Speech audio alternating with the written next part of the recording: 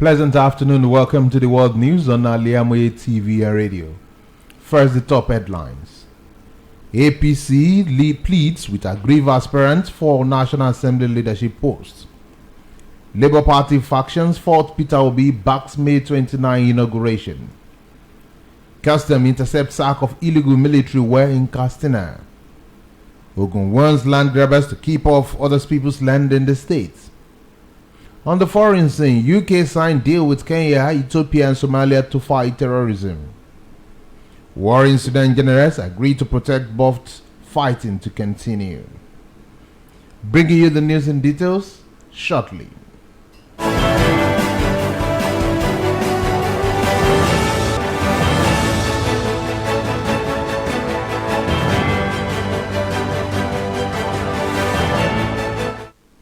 Now the news in details. I am OLUWAFISAYOMI, AJIBOLA.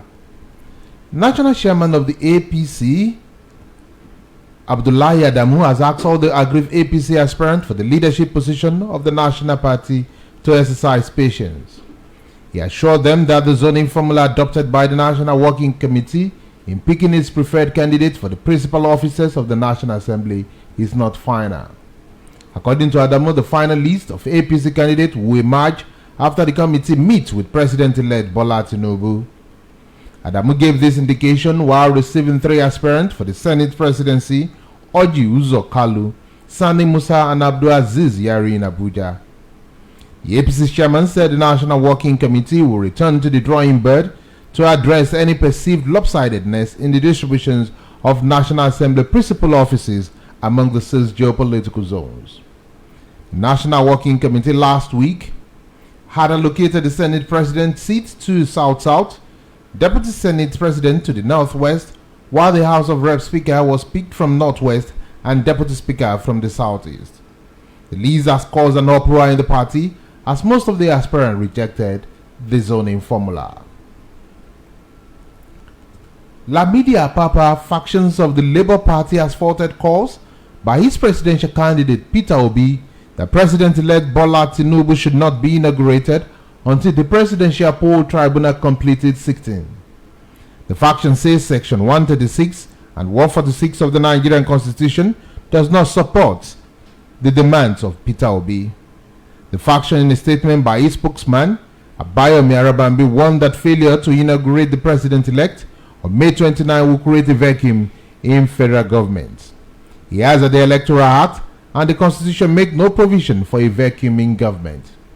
Besides, the faction argues that the May 29 inauguration would have no impact on the proceedings of the Presidential Poll Tribunal because Tinubu could be removed in office if he eventually lost at the tribunal.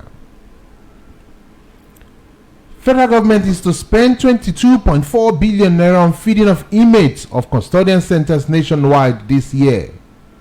Interior Ministry Permanent Secretary Shuaib Bagore announced this at the Conference on Prison Administration and Congestion in Abuja.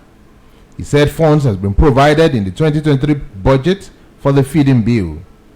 Also speaking at the event, the Assistant Comptroller General of Nigerian Correctional Services, Gimba Dambua, said there were 75,436 inmates in the 244 custodian centers in the country as at May 2023. He said that 52,446 out of the inmates were awaiting trial, 23,071 were convicts, while 3,332 are on death row. The Assistant Comptroller General said over 70% of the inmates had overstayed in custody due to lateness in sentencing them and keeping them for more than normal time. Ogun State government has warned land grabbers to stop threatening the peace of the state. Information and Strategy Commissioner Aliaji Wahid Odushile issued a warning in Abeokuta in the wake of increasing activities of land grabbers across the state. He said they will be dealt with thoroughly with the instrument of the law. According to the commissioner, the state government would not tolerate anyone who was illegally laying claim to the ownership of properties of other persons. Nigerian first rolling stock rail wagon assembly plant has been completed at Kajola in Ogun State and has been completed. assembly plant was constructed by China Civil Engineering Constructions Corporation. The plant is projected to produce rail wagons for the Lagos-Ibadan standard gauge rail and other rails in the country. It is also designed to produce wagons for rail in West Africa region. Governor Dapo Abiodun of Ogun State has described the Awujale and paramount ruler of Ijebuland, Oba Sikiru Kayode Adetono, as a philanthropist par excellence and great achiever. The monarch, according to Abiodun, was an epitome of good character and integrity, whose philanthropic gesture, even at the advanced age of 89, is worthy of emulation. Abiodun poured encomium on the Awujale during the celebration of his 89th birthday of the monarch Ed in Ijebu-Ode. The governor appreciated Awujale for funding the Institute of Governance Studies, which is single-handedly created a world-class institution at the Olabisi Onabanjo University in Agoiwe. Describing his vision for the project as exemplary, the governor said he was yet to see any monarch who was giving so much to the society.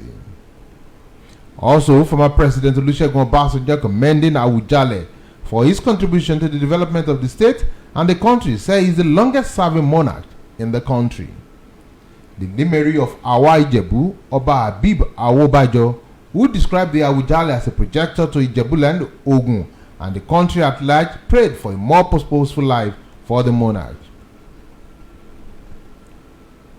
Kogi State House of Assembly has passed a bill extending the retirement age of teachers to 65 years.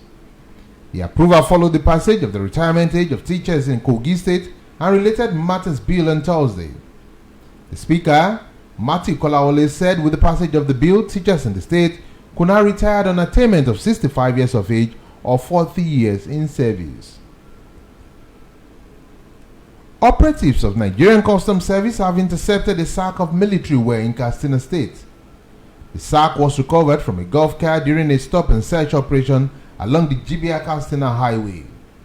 In the sack were 22 pairs of foreign military tactical camouflage shirts and trousers, as well as 25 pieces of camouflage t-shirts. Controller of the Kaduna Zona Area Command, Musa Jallo, said the interception was made between last March and April. He said the driver of the car, who is a Nigerian national, said the illegal military wear were to be delivered to some people in Katsina. Police in Anambra State have uncovered a mini factory where gunmen are producing illegal police and military uniforms. Special Rapid Response Squad discovered the factory on Thursday during a raid on criminals hideouts in Otifeguogbune in Oyo local government area in a bid to rescue kidnapped victims. Spokesman of the State Police Command Tochukwu Ikenga said the mini factory was in the forest. Ikenga said 2 of the gunmen were killed during the operations. He listed items recovered during the raid as a sewing machine, ready-to-wear police and military uniforms, food items, cooking utensils, and a jeep. You are listening to the world news on Al-IyamoyeTv and radio. Still to come after this break, foreign, business, and sport news. Please do stay with us.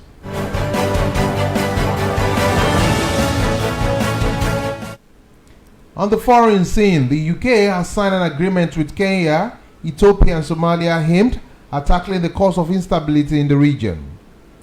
UK Security Minister Tom Tugathe said the agreement, worth some $12.5 million, will support the 3 countries to come up with policies in their fight against terrorism.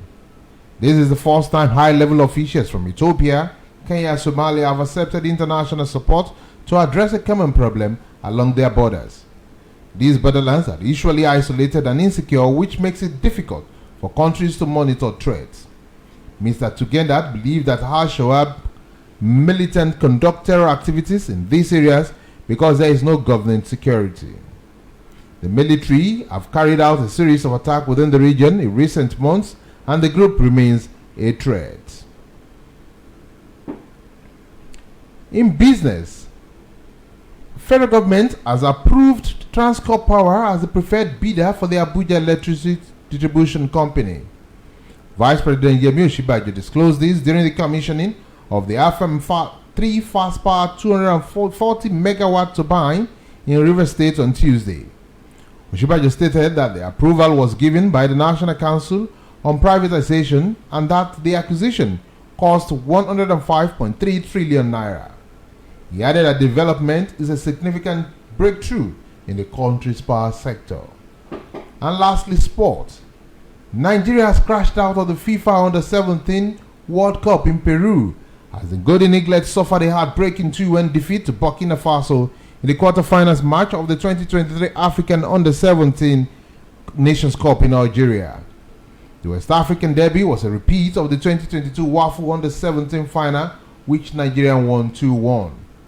However, Burkina Faso went ahead in the 45th minute through Abubakar Kamara, who smashed the ball to the top of the right corner after a sloppy piece of defending by the Nigerian defenders.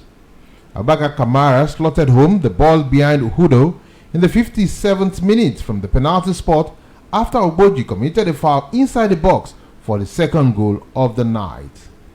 Abdullahi got a goal from the Eaglet in the 67th minute when he finished up a following move to reduce the arrears. But the two-time African champions were unable to find the net to possibly take the game to extra time. That was the world news on Al-IyamoyeTv and radio. Before I go, here's a recap of the headlines.